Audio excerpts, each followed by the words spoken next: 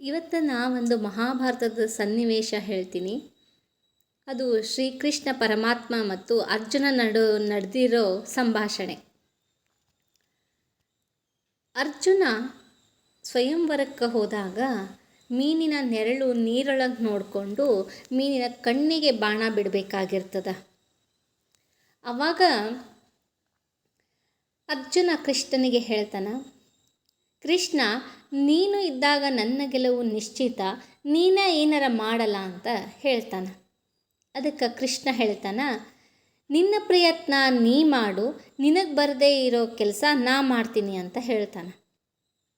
ಅರ್ಜುನ ಕೃಷ್ಣನಿಗೆ ಕೇಳ್ತಾನ, ನನಗೆ ಬರದೇ ಇರೋ ಕೆಲಸ ಯಾವುದು ಅಂತ ಕೇಳ್ತಾನೆ.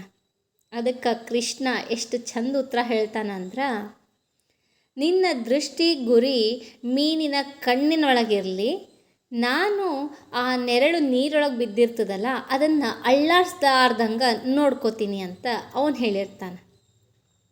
ಅಂದ್ರೆ ನಮ್ಮ ಪ್ರಯತ್ನ ಯಾವಾಗಲೂ ನಮಗೆ ಇರಬೇಕು. ನಮಗೆ ಬರದೇ ಇರೋದು ಬೇಕಾದಷ್ಟು ಕೆಲಸ ಕೃಷ್ಣ ನೋಡ್ಕೋತಾ ಇರ್ತಾನೆ. ಹಿಂಗೆ ನಮ್ಮ ಪ್ರಯತ್ನ ನಾವು ಮಾಡಿ ಯಶಸ್ಸು ಬಂದ ಮೇಲೆ ಆ ಯಶಸ್ಸು ನಾವು ಶ್ರೀಕೃಷ್ಣ ಪರಮಾತ್ಮನಿಗೆ ಅರ್ಪಿಸೋಣ. ಖರೆ ಅದಲ್ಲ ಮತ್ತು ನಾ ಹೇಳೋದು.